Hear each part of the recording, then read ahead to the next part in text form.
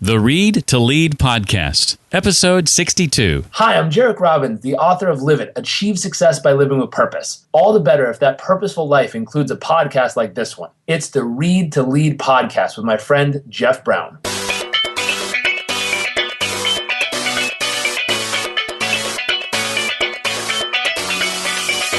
My belief, and I think the premise of this book is that the critical skill right now, perhaps the critical skill of this century, is not what you know, it's how fast you can learn.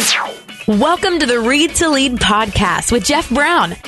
Jeff believes that if you desire to achieve true success in business and in life, then consistent and intentional reading is a must.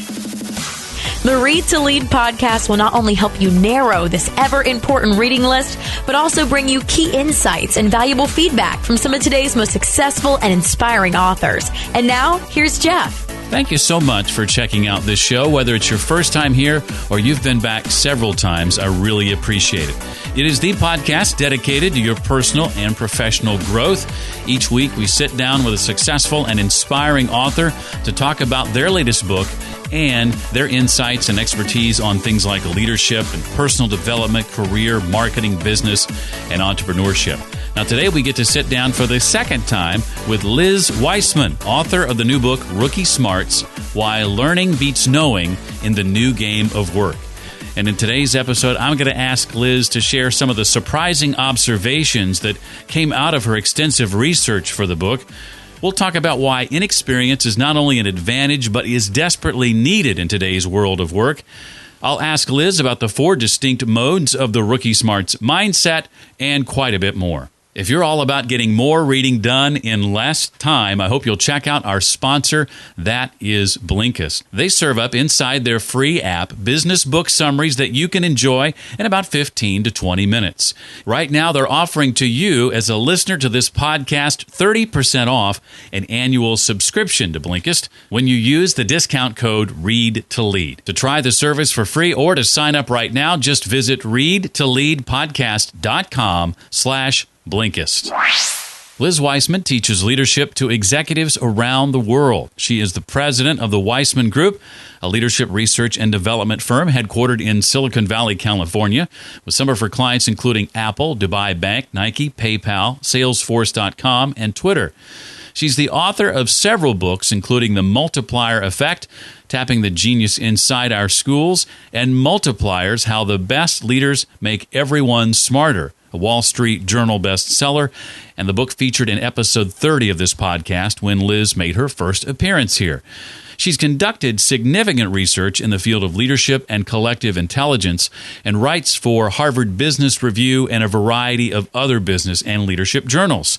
A former executive at Oracle Corporation, she worked over the course of 17 years as the vice president of Oracle University and as the global leader for human resource development. Her new book is Rookie Smarts, Why Learning Beats Knowing in the New Game of Work. Liz, it's a pleasure to have you back on the Read to Lead podcast. Thanks for being here. Oh, it's my absolute pleasure to be back in this conversation with you, Jeff. Well, I remember being excited to learn the last time we spoke in episode 30 that you were working on a new book, and we talked then that it would be great if we could get back together and talk about it once it was out. So I'm excited to dive right into more about Rookie Smarts. And something you talk about in the very beginning of the book and the intro of the book is who the book is for. So that's my first question. Who is this book for ultimately? Well, you know, the book is really for experienced professionals and for experienced managers. The book makes a case that in the current world of work and with, cycles spinning really fast, that drawing upon our experience and drawing upon our knowledge can be a real disadvantage, and that people tend to actually do their best work not when they have mastery or experience, but when they're operating as rookies, doing something important, something hard, and doing it for the very first time. But the message isn't really to the kind of the newbie rookies, the new early professional rookies. It's to those of us, I think, who have experience, years of experience, mastery, success, and it's how do we maintain our rookie smarts. I think that's the primary audience for the book. Well, you talk about inexperience not only being an advantage, but being desperately needed in I think, if I'm quoting you correctly, this rapidly evolving world of work, you call it. So why is it so desperately needed in your estimation? It's interesting. I was just reading the New York Times today, and there's an op-ed column from Thomas Friedman, and, I think a lot of people know him as the author of The World is Flat. And he wrote a fun column today, and he called it The World is Fast. And I think he hits on, what I think so many of us are feeling. I mean, we all feel that the world of work is spinning really, really fast, that there is more and more information coming at us, that more information is available to, people around the world, meaning we have knowledge and information at our fingertips.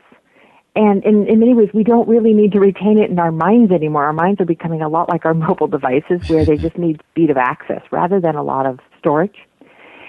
And our technology tools have allowed us to work everywhere, anywhere, anytime, which means these business cycles are really spinning very, very fast, so fast that many professionals, many managers aren't facing the same problem twice.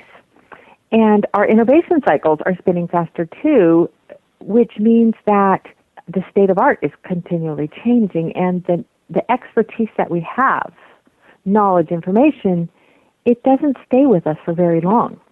That it becomes obsolete faster, it evaporates faster. I was looking at a number of kind of statistics. I was looking at the rate at which information is increasing, the rate at which it's becoming obsolete. And I put a few of these stats together and realized that if you work in technology, in science or technology, in the STEM fields, about 15% of what you know today is going to be relevant in 5 years, which feels a little unsettling. And you may say, well, I don't work in technology, but let's name an industry that isn't being disrupted by technology, or isn't, in some ways all companies are becoming software companies, and most of the work that we do is so technology infused at this point that those same cycles of change and obsolescence are applying to us. And, it's really my belief, and I think the premise of this book is that the critical skill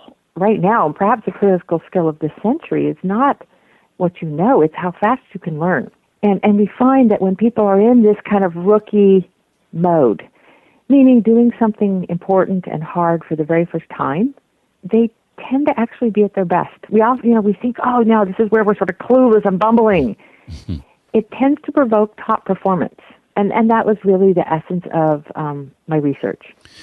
And speaking of research, if I know anything about you, it's that I know that when you write a book, a lot of research goes into it beforehand. And you've hinted at some of this. I know when you were doing research for this book, there were 4 major surprising observations that came out of that. Can you talk about those a little bit? Yeah, absolutely. And, and that's just the core of the research is that we looked at about 400 different work scenarios. And it could be anything from develop a training course to debug a software program to build out a corporate campus. And we looked at how experienced people do that work and how inexperienced people. I kind of, in the book, refer to them as veterans and rookies, meaning how do we work when we're in sort of a veteran mode? We've done it before. And how do we work when we're in a rookie mode? We looked at how people think, how people behave, what they tend to do, and also how well they perform. And here's what we found studying across those diverse scenarios is, number one, we found that rookies are really surprisingly strong performers. When we look at the performance across broad industries, people with experience tend to perform at higher levels than rookies, but it's by a very, very small margin, which surprised me. But when you cut that data in the knowledge industries, we find that rookies tend to outperform people with experience, particularly in the area of innovation and speed, surprisingly. We tend to be faster when we don't know what we're doing. Go figure. and it was really interesting to see why that was. I think the second thing that was surprising is that when we looked at the highest performing rookies and the highest performing veterans, we found that they work in radically different ways.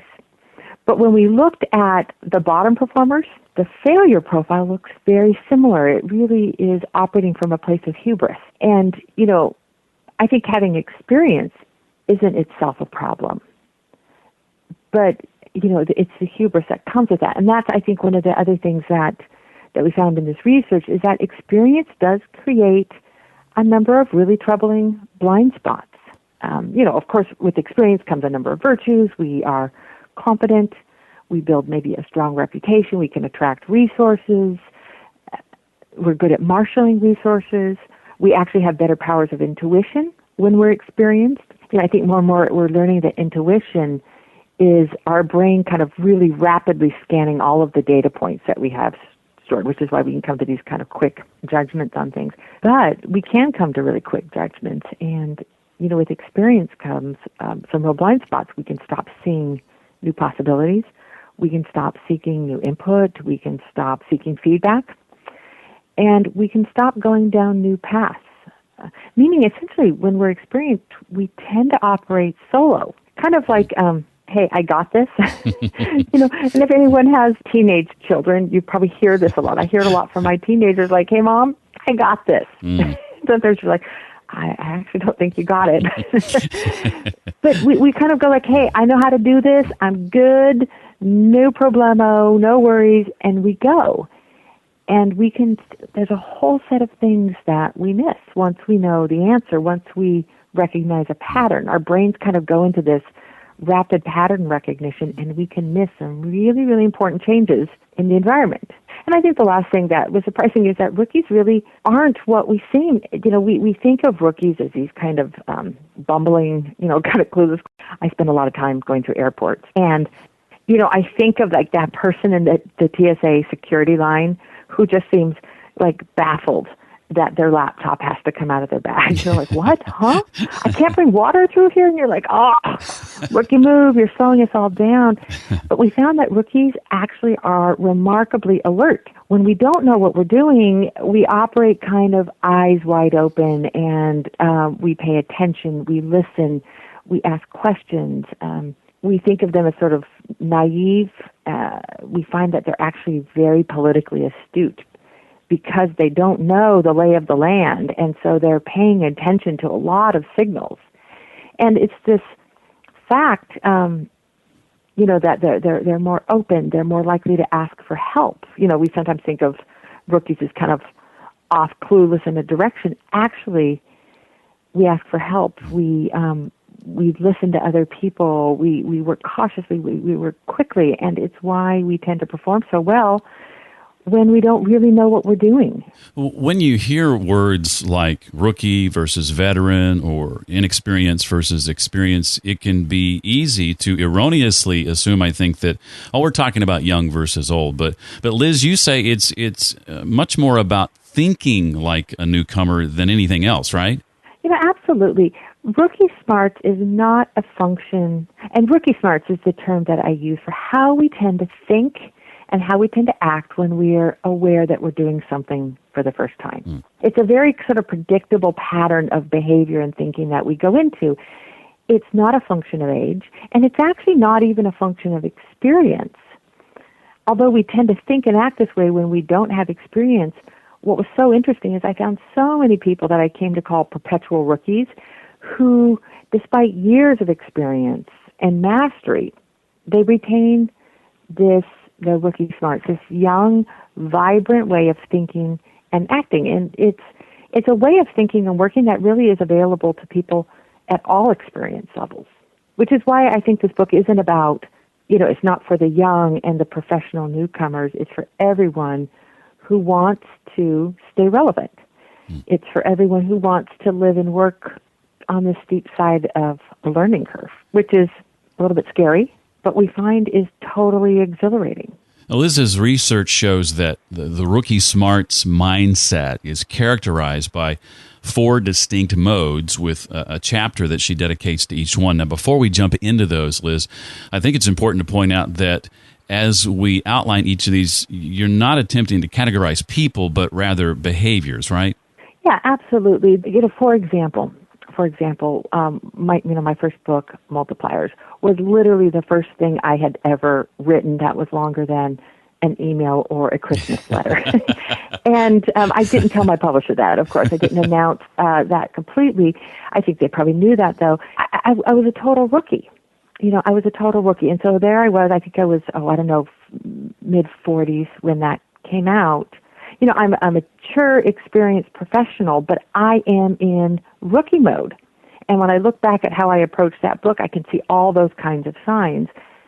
Fast forward 4 years, I'm writing my third book, and I can see how I tend to operate in veteran mode on that, often drawing on, here's how I did it before. And I had to work really hard on this book to keep this sense of rookie smart. So it really is a statement of the modes that we operate in. And any given thing, you might be in one meeting and you're really drawing upon your veteran savvy. But then you might go into another meeting and the conditions are such where you're like, you know what, I think I need to play the rookie in this.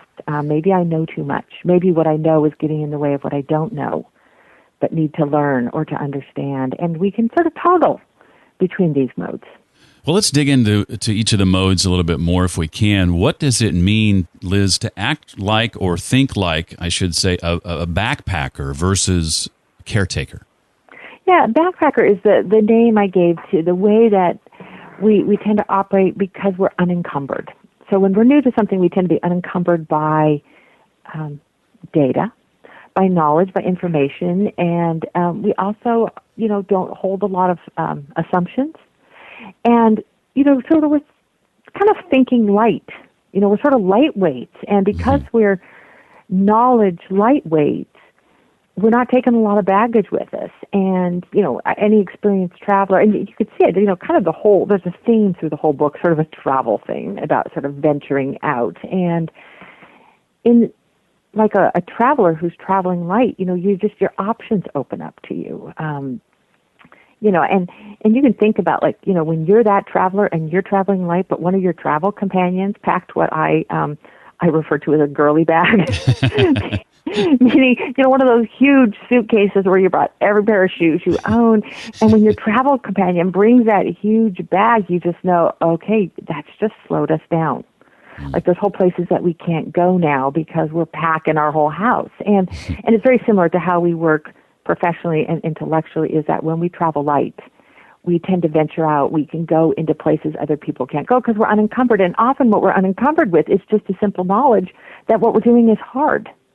I mean, how many things have you started because you just didn't know they were hard? And so you say yes. And in some ways, it's the boldness of a rookie is we say yes to things because we just don't know the problems that await around the corner. We're unencumbered. That's the backpacker. And I compare it to how we operate, with experience. We become more like caretakers. Or, even for those, of us who are campers, the experience of car camping where, you take so much stuff with you and you've got to do all the setup and the maintenance that you don't really venture out. Sort of the relaxing weekend in the wild turns out to be sort of more of the usual grind and just sort of a backache because we end up protecting and caring for the things that we've amassed, our professional knowledge, our professional reputation. I love the Doug Larson quote at the beginning of that chapter on backpackers. Some of the world's greatest feats were accomplished by people not smart enough to know they were impossible. Yeah, absolutely. That is also kind of a reference to, the delightful book that I think, when you stumble on one of those books where the rest of the world has read it and you just discover it. Right. Yeah, for me, that was The Phantom Toll Booth. Norton Juster's book, about, this boy who gets asked to do this impossible thing, in this kind of little fantasy world where everything is crazy. And, the king who gives him this challenge, which in the end he's victorious at, he says, well, there's a part of it I'm not going to tell you about. And at the end, the little boy says, well, what was it that you were going to tell me once I was victorious? He said, that it was impossible. And I think often just because we don't know how hard something is, we're willing to try. I think so many of us get encumbered by the burdens, the barriers, the things that go wrong. And often rookies just don't even see it, and they walk us right past those obstacles. Well, next is the what you call the hunter-gatherer type rookie versus local guide. So what is that type like? When we are in this hunter-gatherer mode, and when we're kind of in a rookie assignment, again, at any age, we tend to go into one or more of these modes at any given time. And the hunter-gatherer mode is the mode of pointing yourself outward and seeking the expertise of others.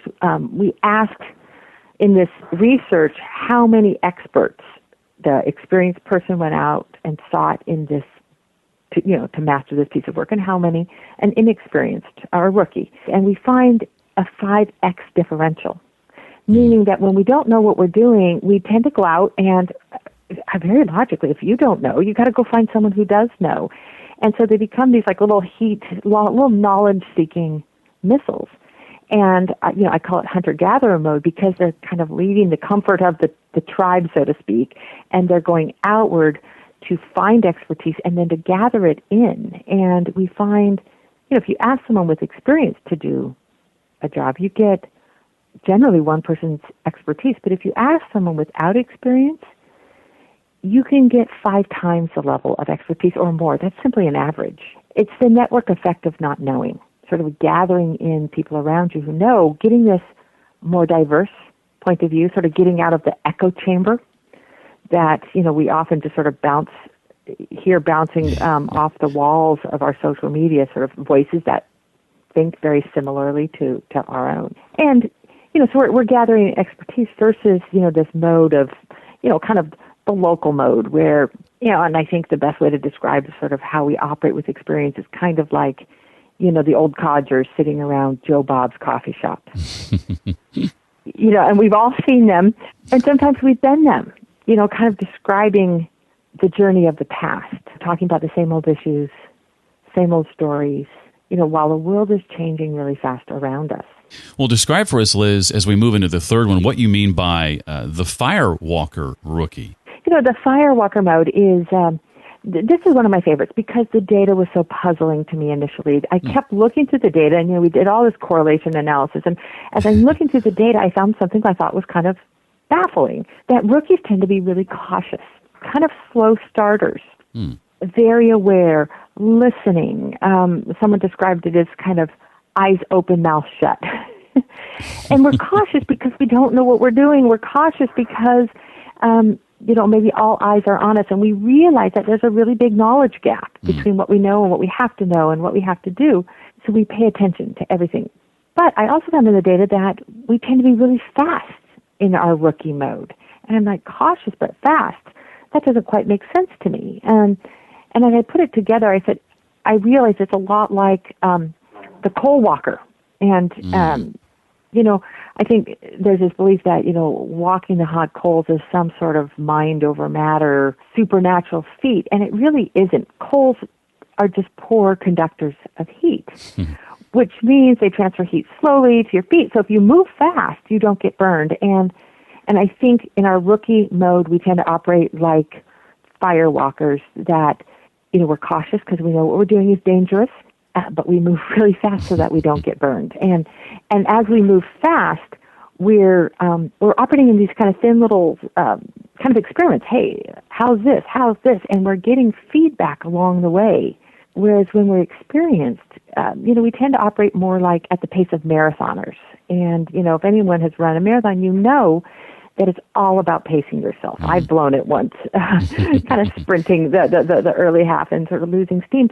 So we learn with experience to pace ourselves, to operate steady and consistent. And it sounds so good, so virtuous, but it can be a very troubling way to work when the course changes, when the environment changes, and, sometimes rookies are sprinting past us while we're kind of bracing ourselves for the long haul in the marathon, which we may never get to the end to because the game has changed midway through the course. And then the last of the four, the comparison you make is to that of a pioneer versus a settler. Yeah, when we are out on a frontier, we operate in very predictable ways. So, in our rookie mode, we're out on a knowledge frontier, and, we don't have the resources we need. We don't have the knowledge we need. We don't have the networks we need. And so we tend to operate like frontiersmen, where we operate sort of scrappy. We improvise. We make do with the basics. In fact, all of our focus is around the basics because, there's not a lot of energy or time for luxuries. So we meet very basic needs.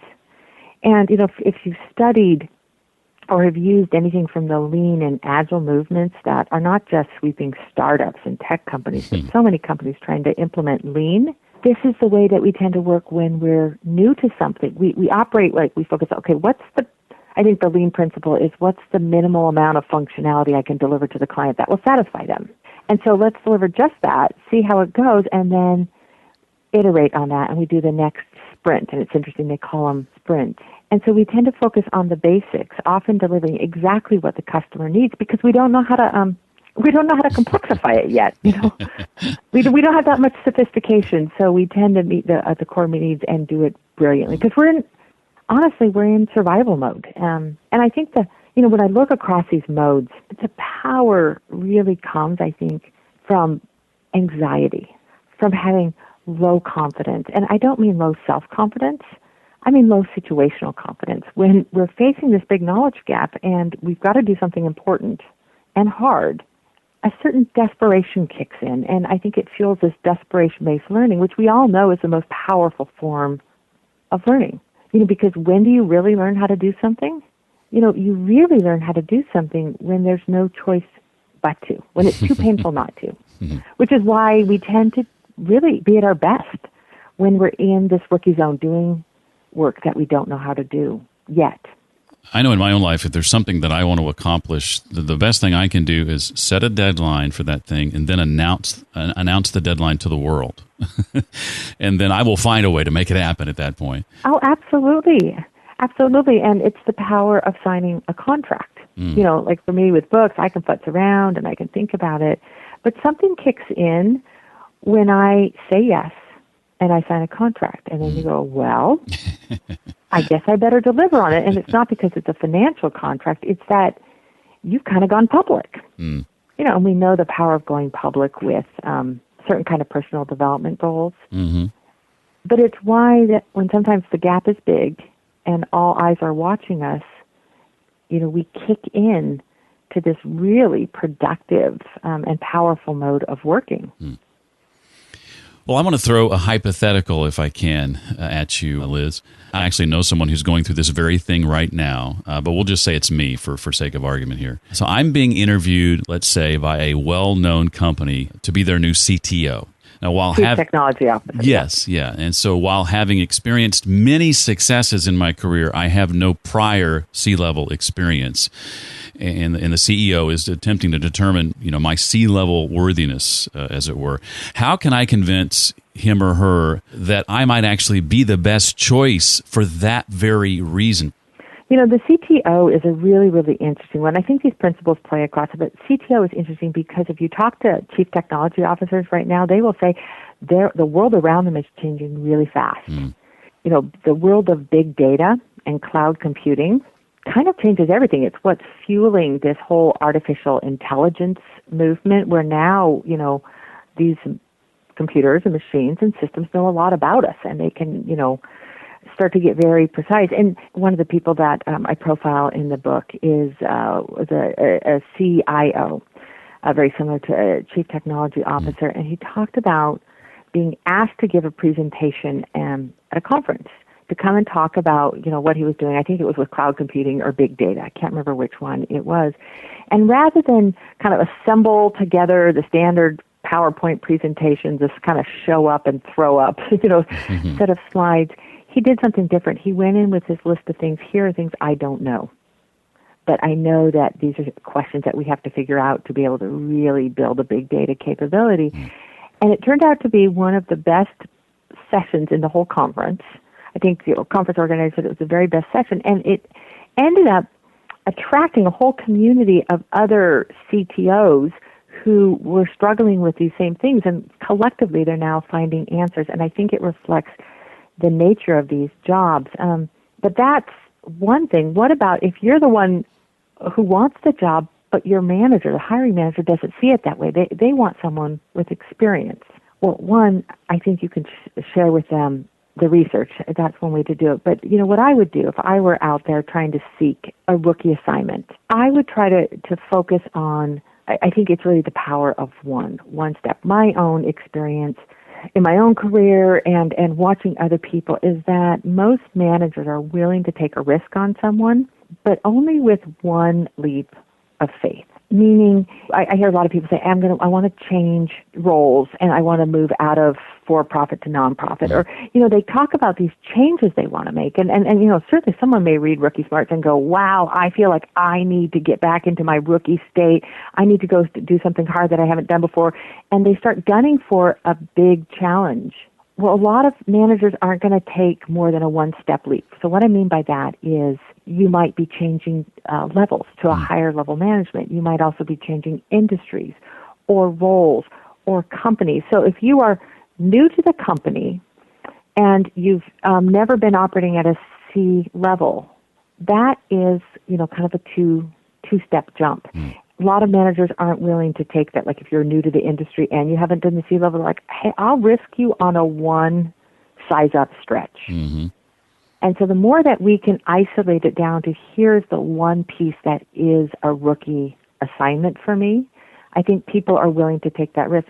The other thing is, and I think this is perhaps the biggest predictor of success of someone, a predictor of success in a rookie assignment, a stretch assignment, is do they have a track record of other stretch assignments? And I think if you can show, here are a number of places where I made that one level or even a two kind of size up stretch, people can see that actually your core skill is taking on stretch challenges. And they can say, you know what, I have enough faith that you can do that. So I would focus on a track record where you've been successful moving up in levels of management and isolating it down to the one variable that you're new to.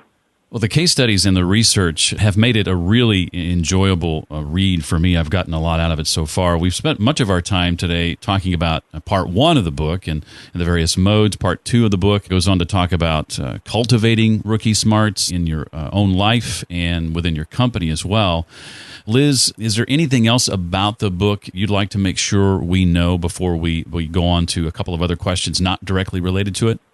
Yeah, sure. I think I've been focusing on, that we tend to do our best work and we tend to be really top performers in this rookie space. But here's the thing that I didn't study directly, but that I really learned in this process is that not only do these rookie assignments prompt our best thinking and our best work, it's where we find our greatest satisfaction. I mean, I've asked a lot of people, and you might think about, one of your own rookie assignments, not only what you did, but what you didn't do, what you didn't worry about, and what it felt like. And as I ask people to reflect on this, I often hear people say, I felt great. I want to be a rookie again. I felt alive. I was having so much fun. I was learning so much. It's this combination of learning and performing that tends to bring such great satisfaction. I did it as a survey. It was about 1,000 people, and we asked them, how much challenge is there in your job?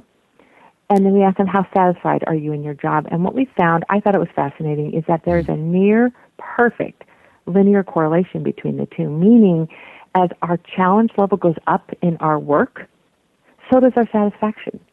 And as it goes down, so does our satisfaction. It's like we actually crave this. We ask people on average how soon they're ready for their next challenge, and they said it takes about 3 months to wrestle down a challenge. And I don't mean a new job. I mean a new puzzle, problem, a challenge, something to kind of bite your teeth into, something to figure out, that they're ready for the next one immediately. Maybe they need a day or two to kind of like catch their breath.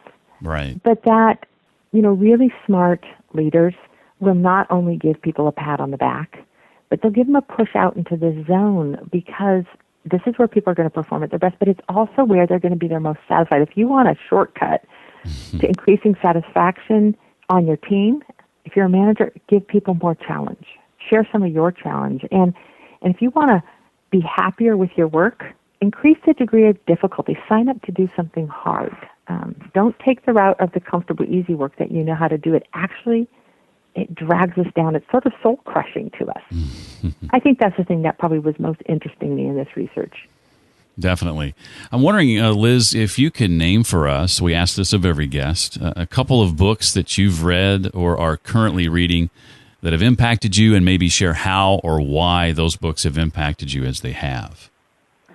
Well, while I was writing this book, there were two, kind of fun novels that I read that were very related. One was The Phantom Tollbooth, which I referenced. It's beautiful because it's really for adults. It's just disguised as a children's book. It's clever. It's like a Pixar movie that way. Mm-hmm. And I read The Alchemist, which I thought was really interesting things. But a couple of books that I've read recently that I have found very interesting. A More Beautiful Question. Okay. I think is fantastic. The Power of Inquiry and Asking. Creativity Inc. Ed Catmull's book. I thought was great, and I have to admit to being extraordinarily jealous when I read it because it's a story of Pixar and how they maintain this this hit machine. Yes, and I read it, and not only is it a story of Pixar, which in and of itself makes a great book, but I'm like, wow, he just described multiplier leadership and rookie smarts all in this book. So I was very jealous that he could do it with one book, but it took me two. Those are a couple that I've read recently. Next up on my list, sort of celebrating having been done with this book, I'm reading Bill Hybels' Simplify 10 Practices to Unclutter Your Soul. I thought that sounded very interesting. I love Bill Hybels. I'll have to definitely check that out. And I just finished Creativity Inc., but I hadn't thought about that comparison of sort of combining multipliers and rookie smarts all in one. Well, because you weren't filled with rage and jealousy, were you? No, I wasn't. I really think it's a fantastic book. I've enjoyed it a great deal. It was the focus of a mastermind group that I'm in, and it was part of our reading together that we did, and when you get together each week and talk about it and pick it apart and that sort of thing. It was actually reading that book that gave me the idea. We just put a little fun video together around Rookie Smarts, inspired by Woody and Buzz from Toy Story, the sort of the veteran toy, the kind of the leader of the toys that gets very rattled by the upstart toy, Buzz. And it's kind of about how Buzz helps Woody get his groove back. So we actually put a little book trailer together that doesn't have those characters, but I think follows a similar storyline. Of all the case studies shared, one of my favorites, going back to the book for just a second, was the Nike sort of all-day session where one executive sort of tapped some new employees to handle this major all-day event and presentation, and now it's something that Nike does and renews like yearly.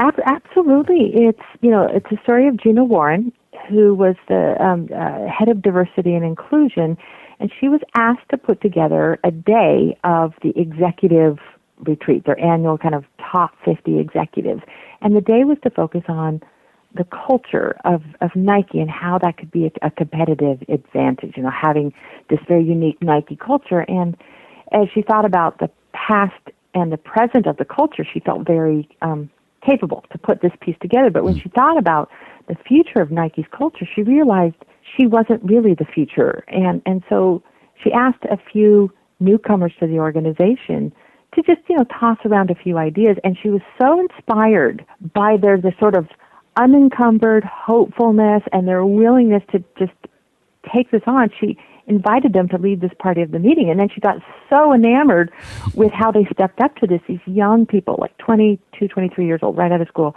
She actually gave them the entire day with the top 50 executives. I mean, think about this.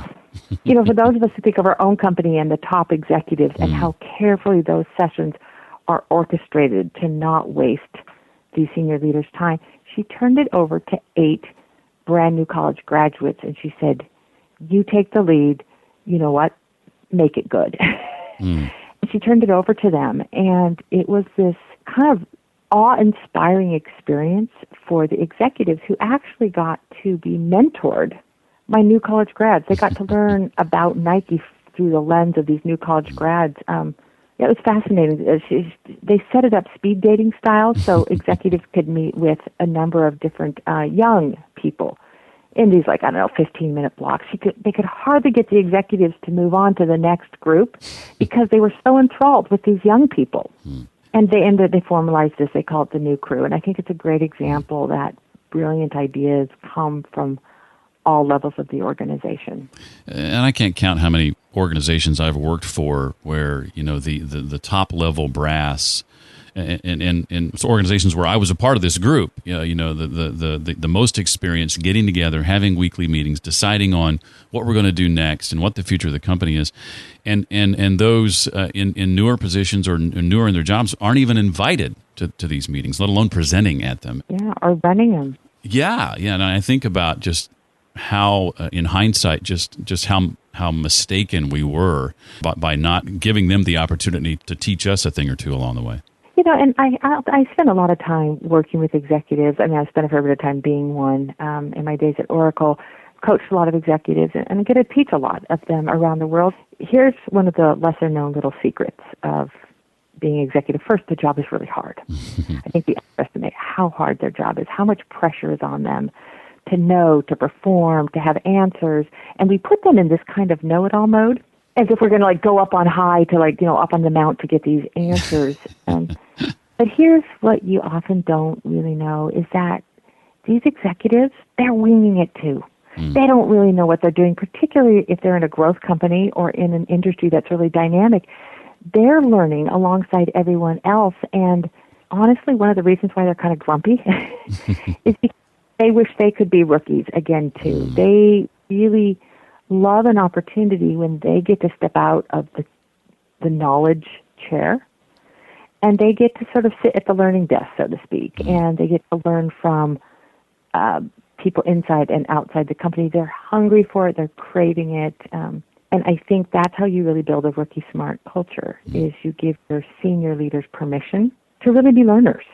And you give them meaningful chances to follow and not just lead. Well, Liz, is it too early to ask what's next on the horizon for you? What you're working on in the next few weeks and months?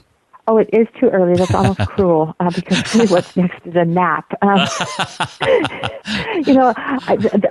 Okay, so I have to check to make sure that my husband is nowhere in the vicinity because he'd tell me if he knew I was talking about these things before resting. But I do have to admit I have written a first draft of a children's book. Oh, wow. It's on a topic that I just it's really meaningful to me. It's actually I don't want to compare it to Phantom Tollbooth, but it's a children's book for adults. It's a little bedtime story, and that's something I want to do something with. And I think there'll be another business quote leadership book. There's some stuff that I'm been working on in the background, and I think I might actually do something around followership.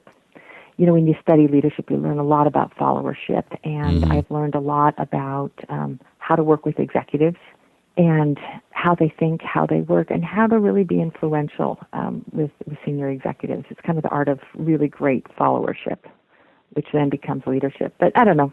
I need a little break. Sure, absolutely. Well, if you just can't wait to spend even more time with Liz, be sure and check out our first conversation going back to, again, episode 30. That's readtoleadpodcast.com/030. Liz, it's been a pleasure having you on again. I love Rookie Smarts. I recommend it to everyone in every organization. Thank you so much for taking time to be on the show. Well, Jeff, thank you for taking the time to read the book and for your questions and, just the chance to talk with you about how we stay relevant in this crazy, wonderful world of work we're in. I certainly hope you enjoyed our chat with Liz. To find out more about her book and to pick up your own copy, or to check out the other books and resources Liz mentioned, and our first interview with Liz back in episode 30, just visit the show notes page for this episode. You'll find that at readtoleadpodcast.com/062 for episode 62. Remember our sponsor. If you haven't checked out Blinkist yet, I encourage you to do that. readtoleadpodcast.com/Blinkist and use the discount code READTOLEAD should you decide to spring for an annual subscription. And by the way, if you have a business book lover in your life, a subscription to Blinkist makes a great Christmas gift. An annual subscription is just $35 with that discount code READTOLEAD. Again, that's readtoleadpodcast.com/Blinkist to find out more. Finally, I want to say thanks to each and every 5-star review that came in the last few days. We couldn't get to all of them last week. Some of the ones we weren't able to get to then are 5-star reviews from Alex, Corey, Teresa, Joey, Cammie, Lisa, another Lisa, Christina, Thomas, Andrew, Angela, Jeremy, Crystal, B, Nikolai, and West Coast Cowgirl. Thanks to each and every one of you for your 5-star rating and generous review. If you'd like to leave a rating and review, simply go to readtoleadpodcast.com/iTunes or readtoleadpodcast.com/Stitcher. That does it for this episode. I look forward to seeing you next time on the Read to Lead podcast. Thanks so much for listening to the Read to Lead podcast. As a subscriber, we challenge you to be more than just a passive listener. Become a vital member of the community. Visit us on the web at readtoleadpodcast.com. Until next time, remember, leaders read and readers lead.